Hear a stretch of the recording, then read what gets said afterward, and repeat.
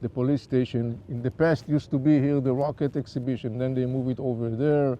The entrance was on that side over there to the north, and that was the police station. This whole facility was basically leveled during the war with the fight that took place right here on this street between Israeli Defense Forces and Hamas and Islamic Jihad terrorists who basically were fortifying in the police station itself. We're right now in the town of Sderot in the southwest part of Israel. It's about 2 kilometers from Gaza Strip. The town of Sderot, a town of like some 30,000 people or more, was actually in the front line of fire for the last more than 20 years with the whole challenge of Hamas and other militant organizations in Gaza Strip. The ruins that you see beyond me actually used to be the police station of Sderot. On October 7th, when Hamas and Islamic Jihad terrorists infiltrated this town, the town of Sderot, among other communities in the region, there were fierce fighting taking place right exactly where I'm standing right now. And in the end of the day, an Israeli tanks had to basically destroy the facility of the police because some of Hamas terrorists were finding shelter inside this police station, and there was a fierce fighting going on until the Israeli tanks came in and actually obliterated that building. It's a long process. It's a multi-phase process. The first phase right now is to eliminate the military spine of Hamas and Islamic Jihad in Gaza Strip. This is a delicate and difficult task because Hamas and Islamic Jihad entrenched themselves within the massively populated area in Gaza Strip, in the tunnels, in the public facilities, under hospitals.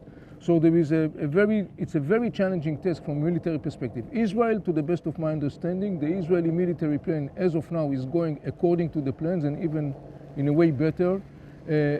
Basically what I think that we are seeing is that Israel is chewing in a gradual and a very structured manner Hamas different positions inside the Gaza Strip, focusing currently apparently mostly in the area of Gaza City where Hamas power center is to a large extent located, and surrounding vicinities of Gaza City, northern part of Gaza City, and also to the south. And it seems that as of now, the Israeli military move is moving according to plan. That's a big question, of course, but I think that there is understanding about one thing, which was expressed by Israel, the United States, regional players like Saudi Arabia and Jordan, Egypt, and others, who basically says Hamas rule in Gaza Strip must end. And then we have to start a new phase. The beginning of this new phase, meaning that actually we have to look at starting to build conditions and reality in Gaza Strip that will be hopefully better than the one prevailed in Gaza Strip during the 20 years, almost 20 years of war of Hamas in Gaza Strip. Hamas took over Gaza Strip in 2007, violently eliminating the rule of the Palestinian Authority in Gaza Strip. Now, it's a very complicated and it's a very delicate fabric to sew because there are different elements that has to be taken into consideration. You need to rehabilitate Gaza Strip. You need to take care of the people, the civilians in Gaza Strip, because large part of Gaza Strip has been severely damaged because of the war, and probably more parts will be more damaged because we are not yet done with the whole part of the military move. And then you need to take care of the whole issue of making sure that Hamas and Islamic Jihad will not be able to regroup themselves. The meaning of that is that it will take time until you will build a strong, valid sovereignty on the ground, a local power, because Israel basically says we don't want to rule Gaza Strip, we don't want to stay in Gaza Strip. The international community and the United States also say we don't see a reoccupation of Gaza Strip, meaning that in the end of the day, Gaza Strip has to be ruled by Palestinians, but it will take time until you will be able to create or encourage or support, build the scaffolders that a local power in Gaza Strip, people are talking about the Palestinian Authority, will be able to really establish its control on the ground. And this is a period of time where you need to constantly, in parallel to all the civilian aspects, rebuilding Gaza Strip, rehabilitation, and on and on and on, resuming governmental services, this is the time that you need to make sure that Hamas and Islamic Jihad will not be able to regroup themselves and basically will not be able to build again the infrastructure that once again will enable them to duplicate what we saw up until now in Gaza Strip. How do you do that? You did it first. The first element is to crush Hamas and Islamic Jihad major military spine. This is what we see right now. It's a phase that will take and has to run its course. The second one, in the context of the military operation, is to start and cleaning, sort of speaking, if I can use this word, the remains of those military spines or the remain of these military capacities of Hamas and Islamic Jihad. Remember, we are talking about the issue of hundreds of kilometers of tunnels. We are talking about massive deposit of rockets, ammunition, and so on and so on. Those have to be eliminated to the point that basically Hamas and Islamic Jihad will not be able anymore to once again use that military power in order to basically dictate their radical agenda on the people of the region of Gaza Strip, the neighboring Israeli communities, as well as the region. What about the Hamas leadership? Hamas leadership, some of its leadership is scattered. Some is in Qatar, some in Turkey, some in Beirut, in Lebanon. They are still there. One of the interesting things maybe to say about it is that in the Arab world, as part of the growing and enormous criticism on Hamas, there is a lot of anger in the Arab world over Hamas and for what he has done for the people of Gaza, and there is his responsibility for the situation in Gaza. You know, it's interesting, there is some interesting ironic phenomenon. While some circles in the West insist to exempt Hamas from responsibility, the Arab world very clearly, major circles in the Arab world, I would say overwhelmingly, hold Hamas responsible for what happened in Gaza Strip. And they put the blame on Hamas very directly and very bluntly. And as part of this criticism, there is a lot of anger in the Arab world, among other things, over Hamas leadership. The one that actually flee from Gaza or is not in Gaza, they live very comfortably in hotels, in a luxurious hotel in Beirut or in Qatar or in Turkey. They have a lot of private equities and fortune, the leaders of Hamas. It's well published, while the people in Gaza Strip are basically being thrown under the bus.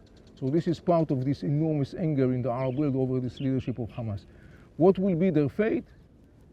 Maybe they should live to the rest of their life, whatever the rest of their life is, under a constant fear. No, the Palestinian Authority is experiencing within itself a significant crisis. There is a major power struggle within Fatah, the major spine of the Palestinian Authority, over the day post-Abbas. We see that in the West Bank, the Palestinian Authority is losing control in areas of the West Bank. It is in a very shaky position. And Palestinian Authority itself says, like, we are not going to take back Gaza Strip backed upon or based upon the Israeli tanks or the Israeli spears. We basically, if we are going back to take control over Gaza Strip, and it has to be clear, that has to be done in what I call the regional frame. It must be supported by these scaffolders, by these foundations that has to be provided by regional players, substantial regional player, Egypt and Saudi Arabia and Jordan, United Arab Emirates, and internationally, particularly the United States, because otherwise I cannot see any other way why and how they could be able to do that. Yes, because here is the deal. As long as Hamas and Islamic Jihad... Start that with the whole sentence. I am optimistic. Yeah. Well, it may sound a surprise in a way, but I'm an optimistic. Why I'm saying that? Because as long as Hamas and Islamic Jihad have the ability to continue and dictate their radical agenda, and to continue to serve the Iranian radical agenda and interests, the meaning of that is that the Israeli-Palestinian conflict trajectory is doomed to further escalate. There is no other option. Once you are taking from this equation Hamas and Islamic Jihad, and you are making them irrelevant players, meaning they are not any longer able to continue and to dictate at will the trajectory of the Israeli-Palestinian conflict, then you find yourself in a totally different environment. Then you can open the door for potentially a positive trajectory. So this is one significant thing why Hamas must come to an end. Why the role of Hamas in Gaza Strip has come to an end, because Hamas views itself as a regional player. And as such, he obviously dictated a very radical agenda playing to the hands of the Iranians.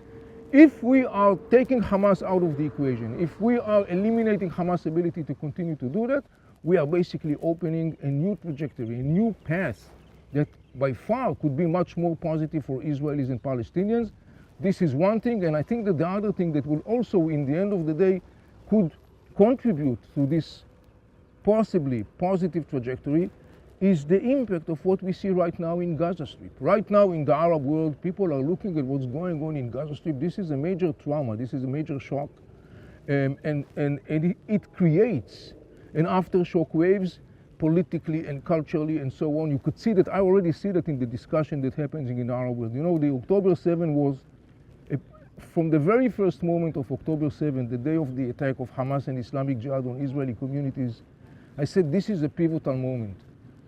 This is a mega event. This is a seismic event, and it's going to send in major aftershock waves. I think that we already can see part of those aftershock waves, and I believe that some of those aftershock waves, again, assuming that Hamas comes to an end as a ruling factor in Gaza Strip, assuming as Hamas and Islamic Jihad are not any longer relevant players, if that's the scenario, then we could talk about a positive trajectory and a positive impact.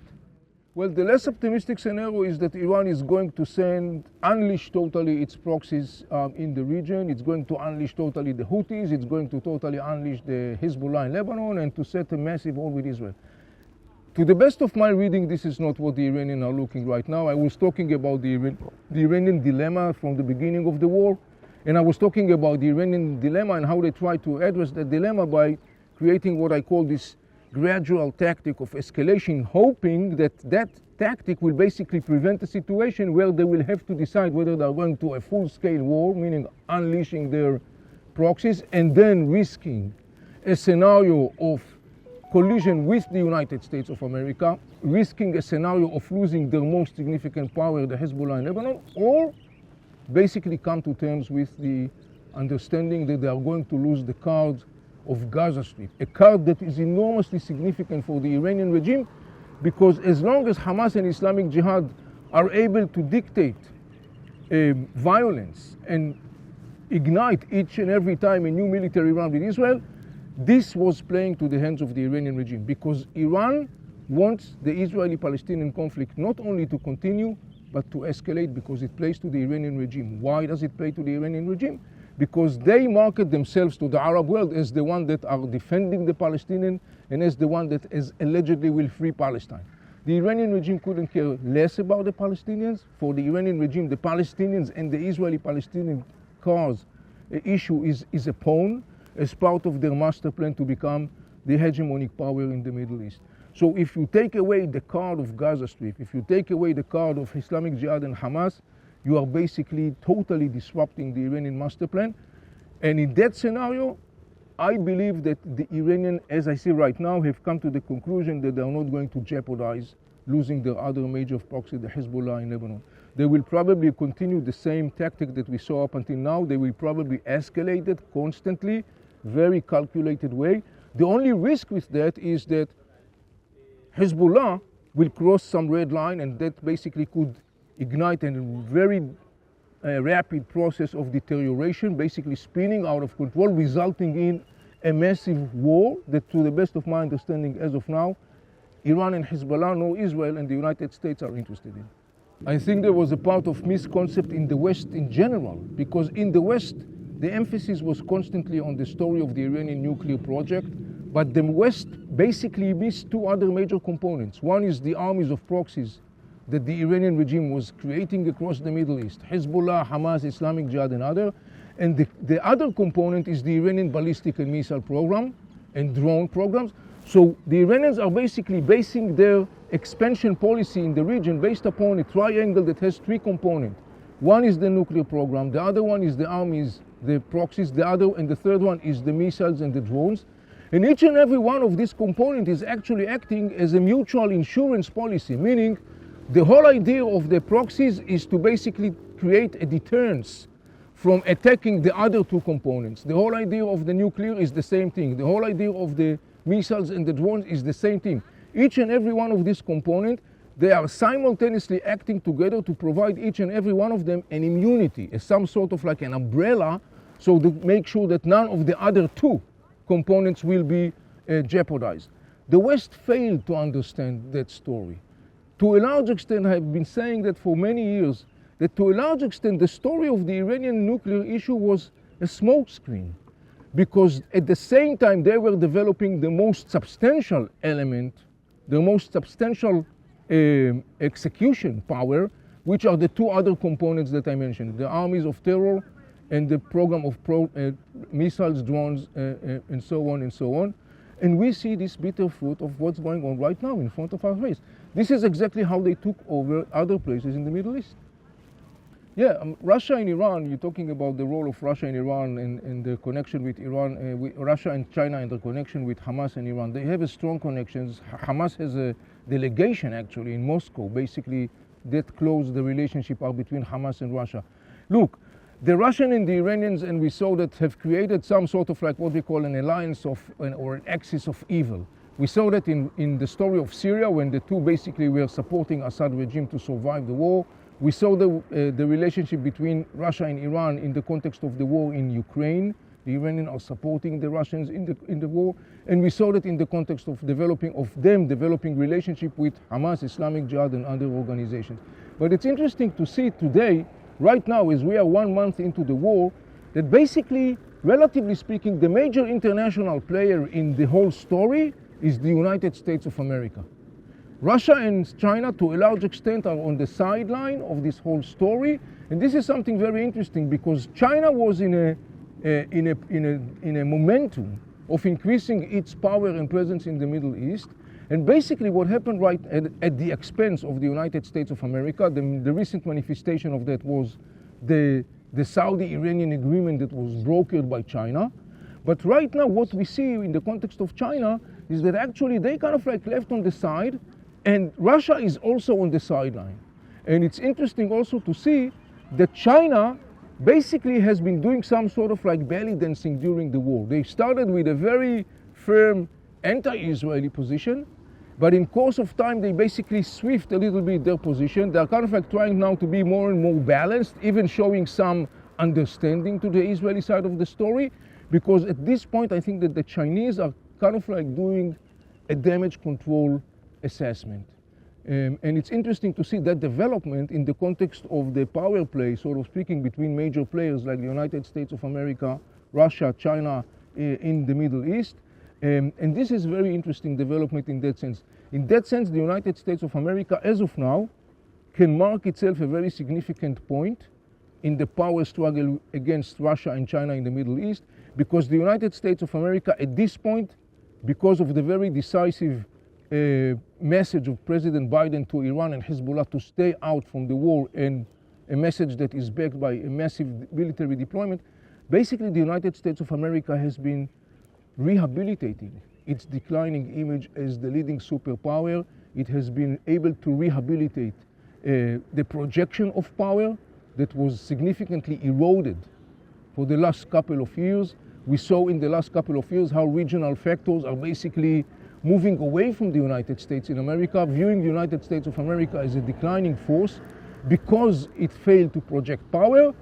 The war right now provided the United States of America an interesting opportunity to rehabilitate its power, rehabilitate its projection of power, and I think that the United States of America took advantage of the opportunity.